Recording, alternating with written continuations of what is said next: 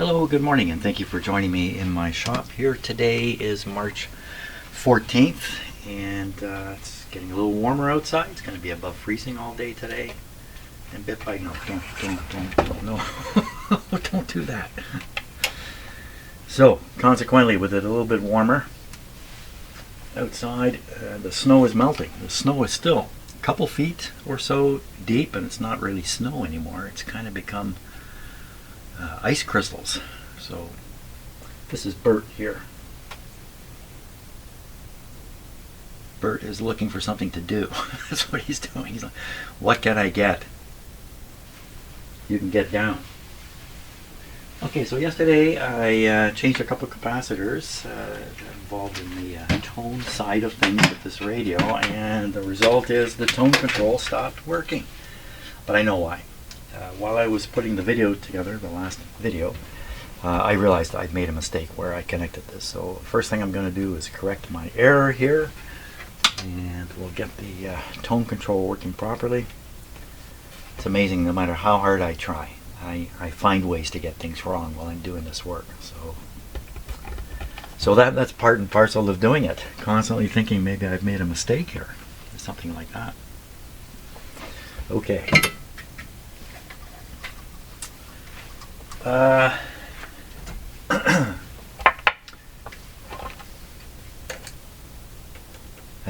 I was going to start talking about something that I'd rather not talk about. This is a radio video, so I'll just try to bite my tongue and stay focused on what we're doing here.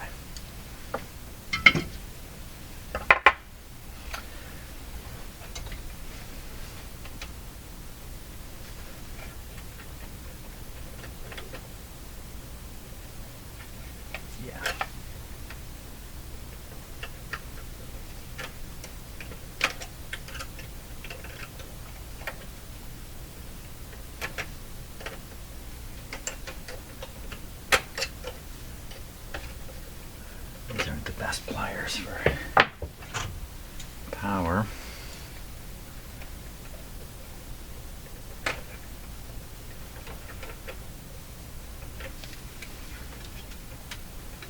There we go. So this is pretty certain to correct the problem with the tone control.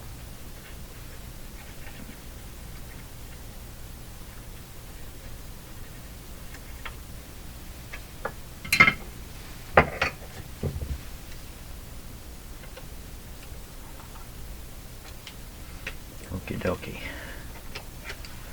Good.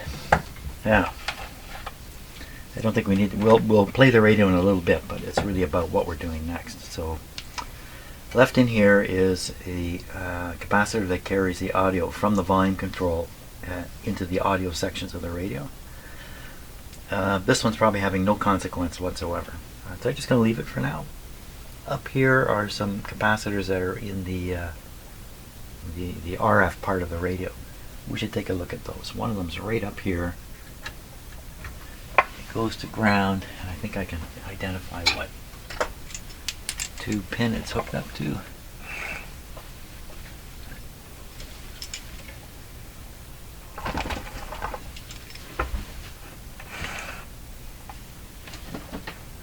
So that would be pin number 8 on this first tube. Okay, pin number 8. What is going on there? So did I mention I got a late start here this morning, and because of that I didn't get my recycling out fast enough, and I missed recycling this week. Darn it. Okay, so we're going to read the resistance of the 150 ohm resistor, which is going between here and here. 157 ohms, so that's fine. Not a problem. Okay, let's do the capacitor thing. So I'm going to start the radio up, and I'm going to nip out the grounded side of the capacitor. Because it's going to a cathode, I think leaving it hanging there won't have much effect. If it was going to a grid or something like that, I'd want to nip it on the other side. I think we're okay here. Nip it off and we'll see what happens. Sounds like a great idea. Okay, let's start it up here.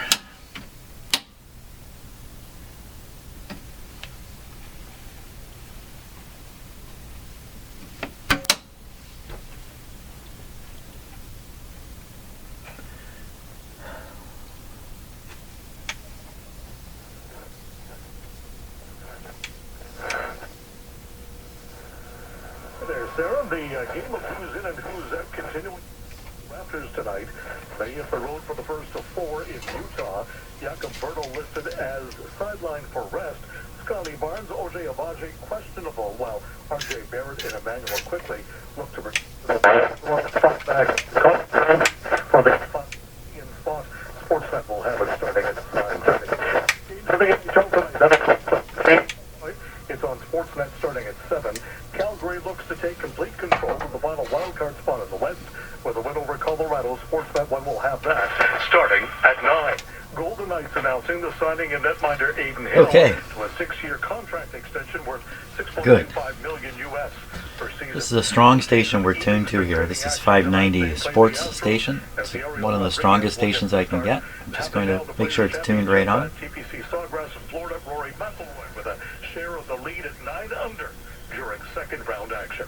Sports at 15 and 45 past every hour or anytime. There we go. Sportsnet.ca. Supporting Canadian businesses has never been more important.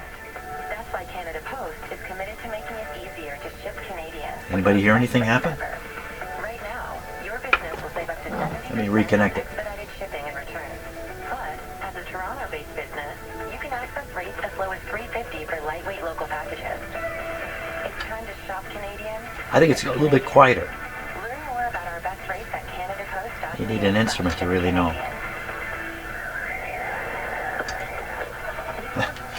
If it is, it's the tiniest amount. Okay, that's the end of that little experiment. So bypass capacitor not having much effect. Is that because the capacitor has no capacity anymore? This is a tricky one to cut out because the lead is so short on the other side. There we go. 0.05. Philco 0.05. Okay, let's give it a test. We'll see what we end up with here. I think a reasonable guess is that this will test kind of okay on 50 volts and not okay on 150. And that's not to say it's good for 50 volts. That's not what that means. Let me get my camera stable here.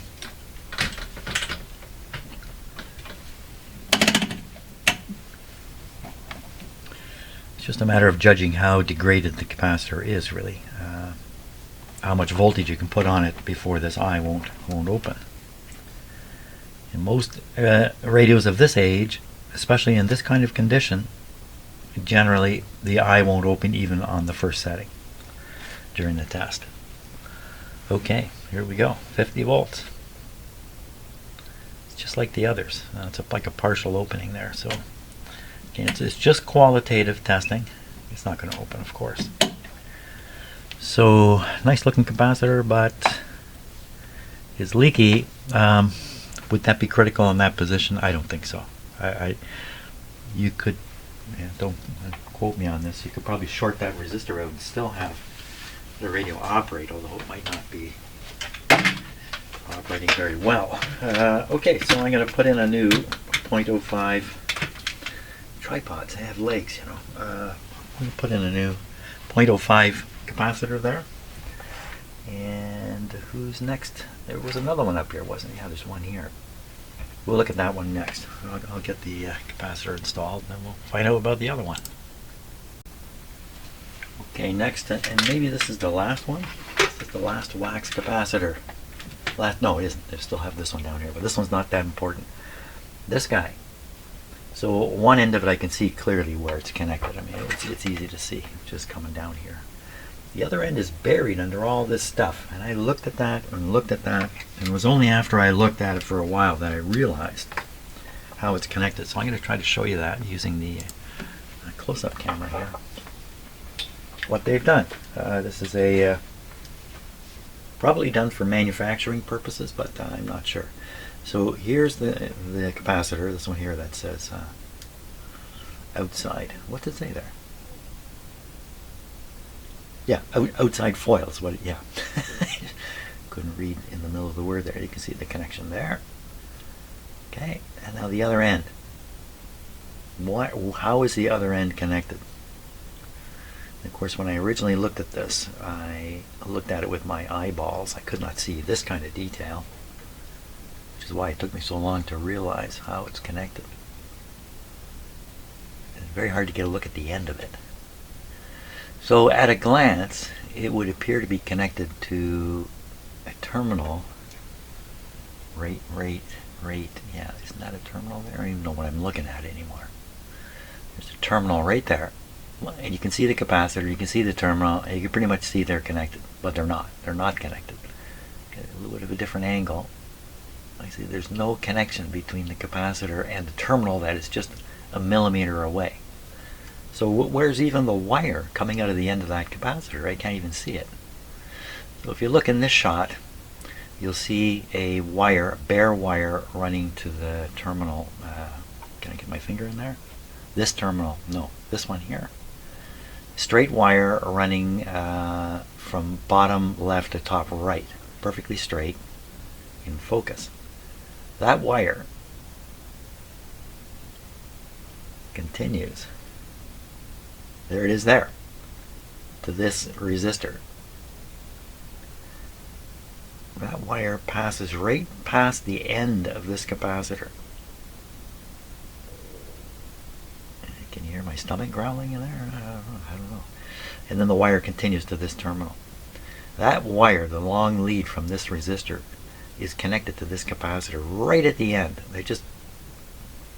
So there's virtually no wire sticking out of this capacitor. It's hard to see, isn't it? So this is a case where, wow, would it ever be easy to misinterpret this? I have to convince myself what I believe is going on is really going on before I move ahead. But so easy to make a mistake. And you know, if you thought this capacitor was hooked up, let's say, to that terminal right there, you're convinced of that, you'll never realize the mistake you made, or it's going to be really, really difficult. So what I'm going to do is I'm going to loosen the capacitor by cutting it free from the other end. I'm going to take my memory clip lead and clip it on there. That's it. This is a ground point here. And now I'm going to yank on this capacitor and see if I'm at all right. You know, I don't think it's true what I said. I don't think it has anything to do with this resistor. You yanked on it and pulled on it. You can see clearly it's the same wire, I thought, but it is sticking out. It is just a regular connection to this terminal here. This one here. Okay, so there you go. Just a little ironic maybe, but the teacher has learned his own lesson.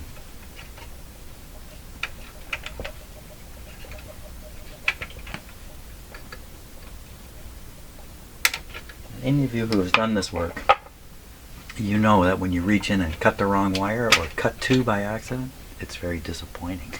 It's something you really want to avoid, cutting the wrong wire. So, probably going to test the same as the other one. 200 volts.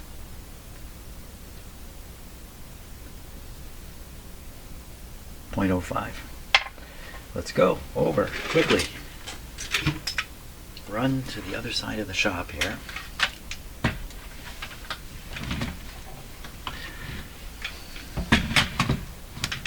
I was rich enough I'd have special cameras set up, so I just flipped to my camera here, but not that rich.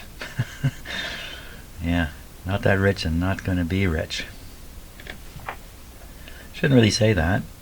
Depends what you mean by rich. Do I have everything I need to live my life? Oh yeah, absolutely. Sure. Okay, here we go. 50 volts. What do you say? So you open up just a little more than the last capacitor. can't do it at 150. So these are all coming in kind of similar. Again, only a few places will suffer badly from a leak like this capacitor in the radio. These would be connected to grids, grid blocking capacitors, stuff like that. And there's not many. So in most cases, I think, you know, we're talking about a tiny amount of current leaking through this. Probably not too critical. Okay, we'll put in a new one. 0.05, right? 0.05. Very good. I'll stick that in. So you might wonder where I get my nice yellow capacitors from. I buy these from a distributor here near Toronto, or in Toronto. A company called Just Radios. I'm not promoting them. Well, I am actually promoting them. They don't know I'm doing this. I have no relationship with them whatsoever. I'm just another customer who buys capacitors now and then. So but you know, it's a good example, I think, of what's going to happen in Canada. So this is a mom and pop shop. I think they operate out of their house. I'm pretty sure they probably buy these in bulk from probably China, and then they break them up and package them and distribute them worldwide from their house. They're not particularly cheap, but not particularly expensive. Their business has been going now for, I don't know, 15 years anyway.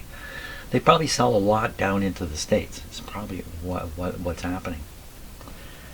Once the tariffs are in place, they are in place, aren't they? Then this capacitor is now costing Americans 25% more, because they have to pay their government a tax of 25%. So the business that Just Radios has built up over the years and has, what's going to happen to it? I don't know. I have no idea. I have no relationship with this company at all, or the people there. I mean, I've shared a couple of emails back and forth over the years to straighten out orders. That's all. But you know, that's an example of what's going to happen here. They're probably not going to survive, but I don't know. I don't know. I shouldn't say that. I should not say that because they sell them worldwide. So, you know, I don't know. I don't know. And is Mr. Trump going to catch up to my YouTube channel at some point and say, hey, you got to pay taxes? We have a tax agreement between Canada and the United States over people who live in one country but earn money in the other, and we've promised not to tax each other's citizens as long as our citizens declare all their income regardless of its source. So, for instance, when I fill out my taxes, which is actually coming up very soon, I will report my income here on YouTube. I have to, and it'll be part of my income. I'll be taxed on it. Yeah, nothing in this world is free. Is that really a terrible thing? You know, I don't begrudge paying taxes. I really don't. So, okay, I'm going to put this guy in. I will put him in. Okay, capacitor's in. Let me just check and see that all solid, no shorts. Good. Okay, not going to test the rate. I'm going to go ahead and change this one out. Should I even do it? So let's look at the schematic and see if there's any possibility of DC being across this capacitor. Some radios yes, some radios no. Let's see about this one. So we're looking at the volume control, and coming from the volume control this way, this is the capacitor we're looking at right now. So the question is there DC at all here? And so we look back. So this is acting as a diode. Oddly enough, they're using the grid as the plate here to create a diode. Don't see that very often, that's for sure. And the plate here is just thrown aside. Okay, so we built up a DC voltage here. The DC voltage is going to be fed out this way to do the AVC operation. The DC continues here, right into the volume control, right through the volume control, right to ground. So this is a DC conveying volume control. Now, some radios, they'll have a capacitor in here somewhere to stop the DC from going through the volume control, but not in this radio. So there is going to be a DC voltage here. Now it's not much, we're talking 5, 10, maybe 15 volts here. But look what's on the other side of this. We have a 10 megohm resistor. Oh my gosh, that's practically an open circuit. And straight to the grid. Of course, this isn't acting as... Yeah, this is acting as an amplifier. What am I saying? So a little tiny charge leak across here. Sorry, my mouse stuttered there. A little tiny leak across here. Now what is leaking? It's negative. This is a negative voltage. So you would leak a little bit of negative voltage. It's not going to bleed off through this resistor at any kind of rate. So you could actually change the voltage of this. Now what is the voltage of this? There's no bias being applied. So the way this is working, and I could be wrong about this, is the combination of capacitor, resistor, and the way this tube operates will result in a negative voltage developing here on the grid. Like every time the grid goes positive, it will pick up electrons and become more negative. And this effect can balance out in such a way that the thing becomes negative enough that no signal causes a positive moment on the grid. It can work out that way. That's called, well, I don't want to say it, self-biasing. I see the term self-biasing can apply to something else too. So could a little leak here, I'm just thinking this through, could a little leak here be significant? Probably not.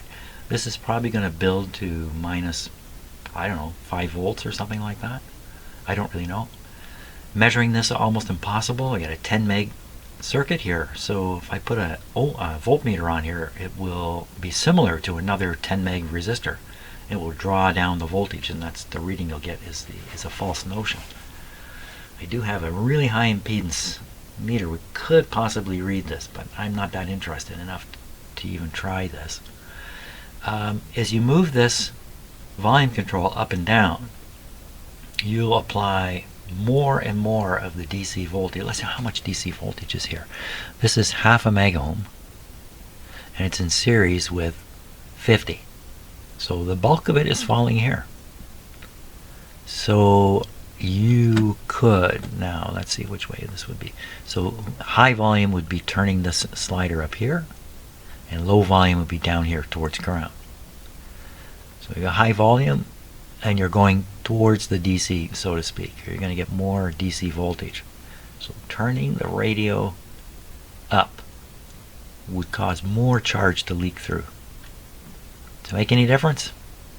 Probably not. Probably not. There's probably no bad influence from this guy, considering he's probably as good or better than all the ones I've tested. But let's stick one in there. I could put a low voltage one in here. Yeah. Okay. I might as well change it. If I cut this out, the radio goes dead, so there's no way to test the effect of this easily.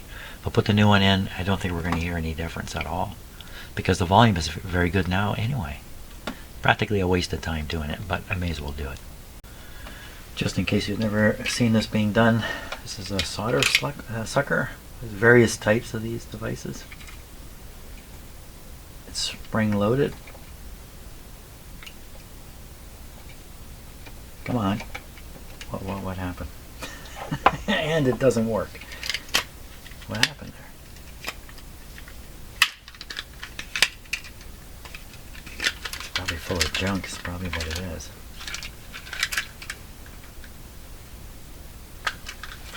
So there you go. So that's how one of these works. I think the spring is loose.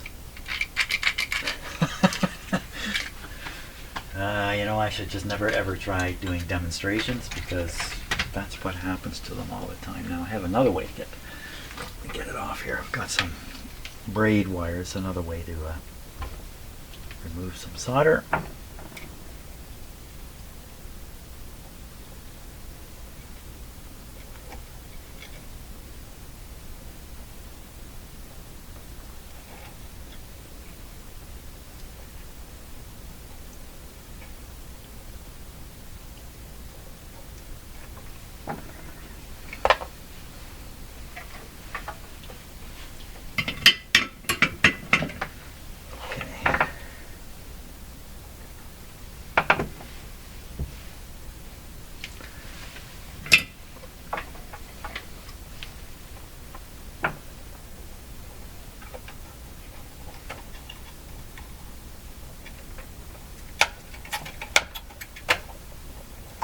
what I'm doing here is I'm forcing a cold solder connection here. And then I'm going to try to, where the wire's wrapped around the terminal, I'm going to try to nip it so it will just fall off without nipping the terminal.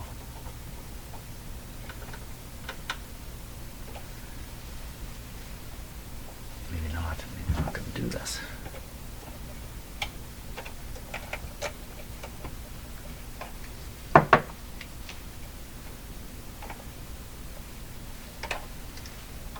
There we are.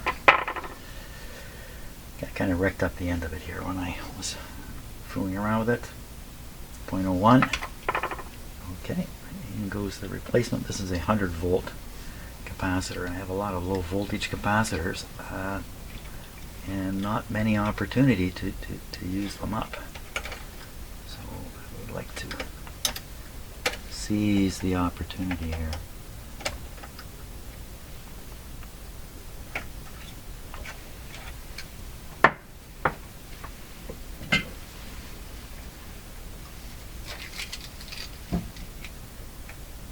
Great big terminal.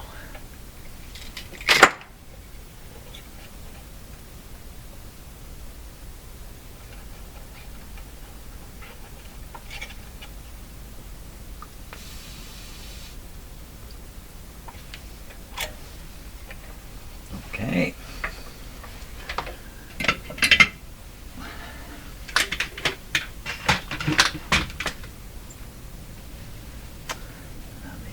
Goes to the center, or the output terminal, if you like, of the volume control.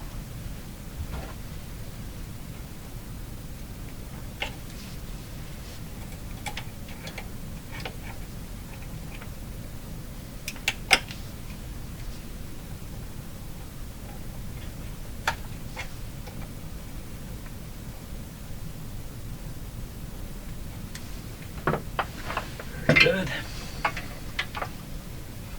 Now what would happen if you put a big capacitor in there as opposed to this medium-sized one of 0.01? It's an interesting question. Probably they're not trying to restrict the tone at all at this point. So probably a bigger capacitor make no difference at all. A smaller one might start restricting the treble in the radio if you put a smaller one in there. Oops. Just want to hang on to this piece of wire so it doesn't go flying. There we are. Okay, Mr. Radio, you're going to get a chance to demonstrate your fantastic capabilities here.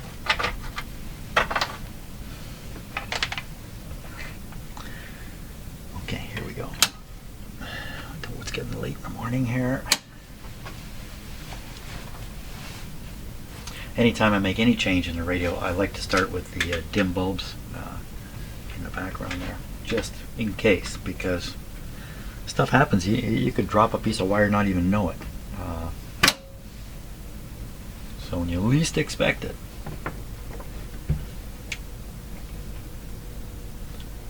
Still a bit of hum coming out of this speaker. I put this in the cabinet and I'm sure the hum will be very noticeable. So I think these capacitors are not doing the job.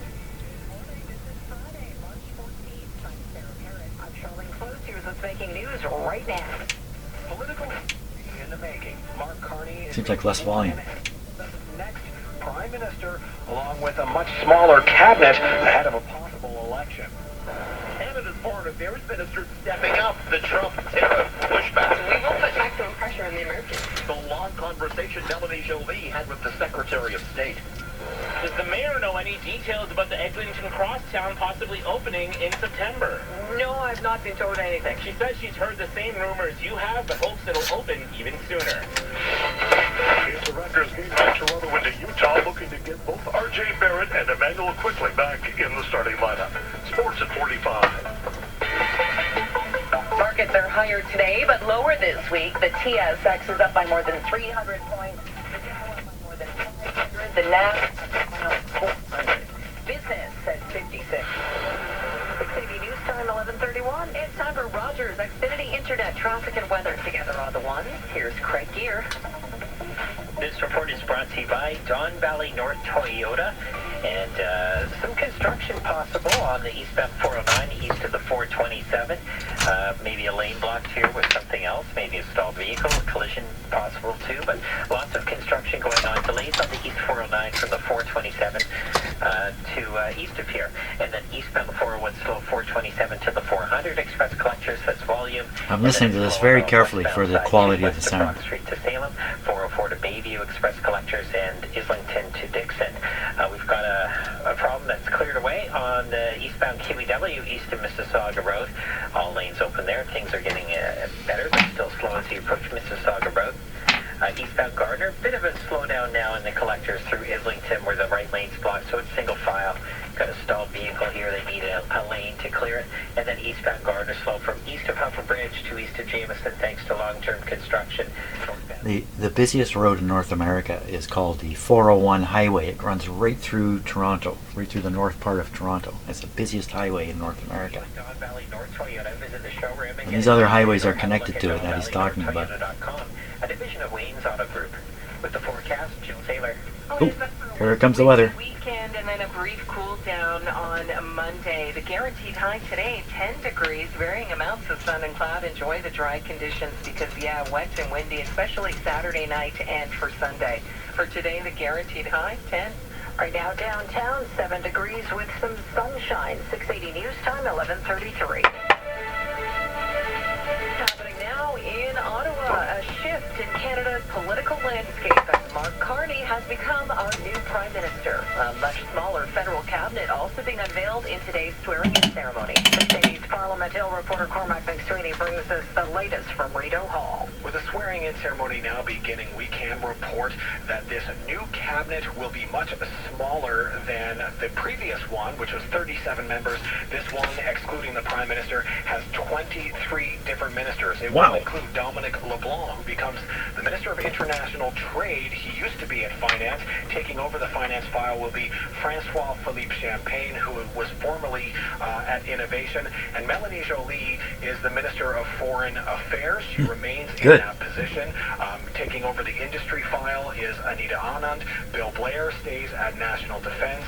Jonathan Wilkinson remains as the Minister for Energy. And Chrystia Freeland, a former leadership contender, will take over as the new Minister of Transport. We're also told that when the swearing-in ceremony ends, that Mark Carney, the new Prime Minister, will have an announcement to make as he addresses the media. He is promising quick action and getting right to work as a new government for our country. Stay tuned to our station for the latest. Cormac McSweeney at Rideau Hall.